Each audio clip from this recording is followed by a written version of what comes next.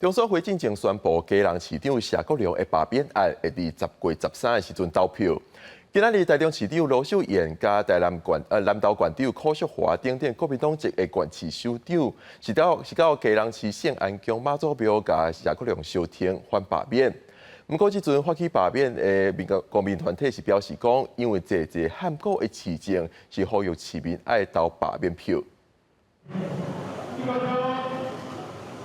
基隆出事大汉的台中市长罗秀燕，合体南投县长柯淑华等人，二是去基隆圣安宫妈祖庙，伊行动挺基隆市长谢国良。罗秀燕致辞时表示，基隆东华商场产权争议，法律上基隆市府已经连提4连胜。谢国良因为要守护基隆人的财产，可能有人因为利益无欢喜，才发动罢免。呼吁大家出来投票，投下无同意罢免这一票。基隆的财产既然无登记在基隆市政府内底，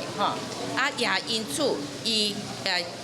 积极的要求讲一定爱给收回来，安尼可能有的人无欢喜，去踏到有的人的地盘，所以有的人就是要给修理。大概还有30%的民众其实是不了解，也不知道要出来投这一票。如果不出来投票，那么国良也很可能就会被罢免成功。不过，发起罢免的国民团体佫一次表示，罢免谢国良的理由为谢国良封锁民意半暝破东华商场门锁，到后手一系列电动机车架、人工草皮等喊过的市政，每一条拢有提出证据表达诉求。当初在接管的时候，没有跟随着法律的